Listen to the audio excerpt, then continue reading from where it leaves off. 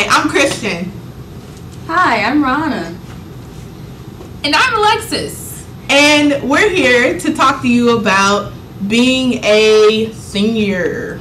Ooh, it's about that time, so make sure you listen closely. Our top 5 things that we all came up with together. First one would be taking your SAT junior year. Now that kind of means don't wait till senior year, okay? But the reason why is because you're trying to figure out how good you are and how much you need to improve, and in what areas do you need to improve, like math or the writing or various other. That goes the same for ACTs also, because you also have to figure out which test is for you. Also, you're going to be bound down with so much stuff senior year, and you don't want to be taking your SATs. You just want to have everything out the way. So go ahead and hop on that, go ahead and score high, and then be done. And that kind of goes into our second one, which is balance your school and social life. Because, oh my gosh, I've had this problem so much because, you want to go out, but then you have that thing due at 12, so it's stay home. Or do things early. There's nothing wrong with doing that. Make sure you have that calendar, to make sure you know what's coming up, you know what to do and when to do it and all that.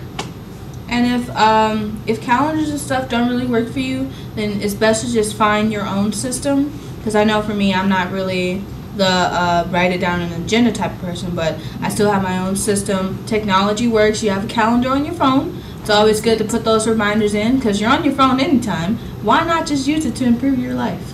And on that, deadlines are really important, especially in high school and as you prepare for college, because you'll be bound with so much stuff, not only senior year, but when you go off further to college, and you're just going to need to have some balance somewhere or things aren't going to get done. So make sure you take care of your business. Same thing goes for those that work while they're in school. Make sure you stay balanced and don't overwork yourself because the money is not that important now. Remember, the more money you make later is what's important. School now, money later.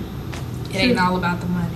Mm-hmm. And also, if you fall behind, make sure you go to your teacher as soon as possible, because you say, you need to help me, they're not going to be willing to help you. But if you actually take the time to go after school and actually talk to them about it, then they'll see that you're taking the initiative and they'll be more willing to help you. So our third one is ask questions. I don't really have to go in on that, but do you guys have anything to say about that? It's best that anytime you have even a little misunderstanding or you don't understand something in class, to just knock it out right there, because later on when you get into that homework and you don't know the answer and you can't find it on the internet or something, you could have asked your teacher, So it's always good to ask your teacher because you need that primary source instead of just waiting later and later and later and later. Yeah. Take advantage of tutorials, or I don't know what they're called in different schools, but maybe the teacher work hours, or just pull the teacher to the side if you feel a bit shy for asking the question in front of the class. Just say, hey, I kind of don't understand this. That'll take you a long way, and it'll show, as Christian said, that you are taking initiative and you really want to get the concept.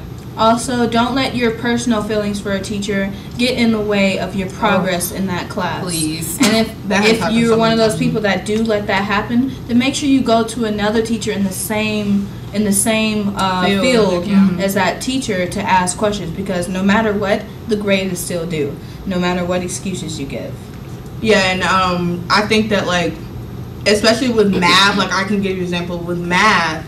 There's some things that you learn in the beginning of the school year that they just randomly bring up at the end of the school year, and you're like, what the heck? I didn't understand this then, so how am I going to understand this now? So you just need to kind of know everything, and if you don't know it, at least do the work. If they give you homework or something, at least you can kind of remember it if it comes up again. And it's always best that if you have a long break, to make sure at least a week before you go back to school you refresh yourself, because the teachers are going to pick up back where they left off no matter whether you remember it or not. So it's best to just be ahead than behind. You know. So number 4 is narrow down what college you want to go to. So this kind of means like you don't have to like know like, oh, this is my number 1 college, I'm gonna like put all my energy into this college, but just know like what you want, like base it off of how much money, the proximity of from there to your house, like don't base it off of your friends or like anybody else, or not even your parents, you know, because that's it. Like at the end of the day, it's like, you know, your parents may want you to be close or whatever. Like for example, my mom wanted me to go to a school in Georgia, but I'm going to Auburn, which is in Alabama, and she felt some way about that, but like then again, it's like it's still your life, you know, so you have to like choose what you want to do, and do that, like narrow down your college in the middle of senior year, and also like apply to scholarships early too. Figure out which ones you want to do. Most of them, like the big ones with the big dollars, even the small ones, they're due pretty early. So just like know in your mind, hey, I'm gonna do Coca-Cola, hey, I'm gonna do this one, that one. That way you'll have deadlines, because like we said, senior year is gonna be packed already, just to make sure like I'm getting out of here. So you don't want to be like, oh wait, when is this due? When is this due? Just like go ahead and set your game plan. My assistant principal says, take care of business, don't let business take care of you. And if you're not someone that's really heavily an academic person, make sure you do look for scholarships that work with what you're good at. Like there's scholarships for everybody out there, like whether you like doing art or something like that. Just go out and you gotta look for them first, and then you gotta apply for them. So just make sure you keep your mind open. Don't close yourself in, and have conversations with your parents. I know you might think, oh, I don't want them to get, you know, like embarrassed or anything about talking about the money, but it's always good to talk about that beforehand, so that when it's time to like apply for colleges, you don't have to settle. So if you get those scholarships in order and then apply when you're supposed to apply, then you should be good. Yeah, and with that, I think that that brings up our 5th one, is don't let friends hold you back. So I think like with what Rana said, doing things early, that can kind of like slightly prevent you from doing that, from picking a college just because your friend picked it. Because I know if you wait till the last minute, you're like, oh, like, what am I doing? Like, oh, she's going to that college. Oh, that sounds cool. I'll be with my friends. But no, oh my gosh, no, don't do that. Because college is a time where, like, you're supposed to be away from, like, pretty much everything, you know? You're supposed to find yourself. You're supposed to meet new people. You're supposed to meet new teachers. New people. Like, I swear, like, I wouldn't do it, but like if I did go to a college with like people I know, I would kind of like, of course it may make you more comfortable, but like you just won't feel different. You won't feel separated from your high school life, and you want to feel that. So like we're not saying, you know, just drop your high school friends, because you never know, some may be lifelong friends. All we're saying is that you shouldn't like cling hold to them and say, oh, if they're doing this is what I'm gonna do. I say you take your own path, and if your paths so happen to cross, then great, but just don't like base your decisions off, oh yeah, best friend's going here, oh my boyfriend's going here, you know. May not be your boyfriend or best friend after college. Also, make sure you don't follow people, because that's not always the best idea, and people might take that the wrong way.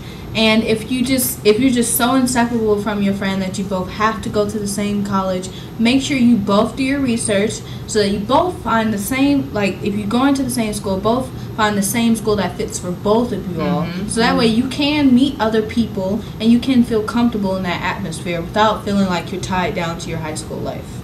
Do your research. So it's almost at 10 minutes. So any last words, guys? Just enjoy senior year, but don't. It goes by so fast. It does. Oh don't let the time. 2015.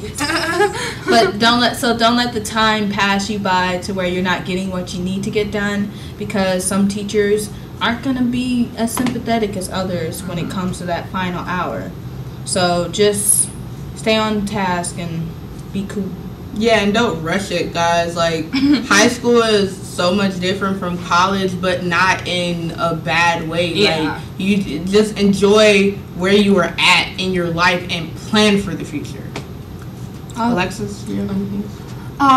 Best of luck on your senior year. We hope all the best, and maybe we can set something up where you can ask questions if you have any. Yeah, we're always here. Yeah. Right here. Okay, bye, guys. Always here.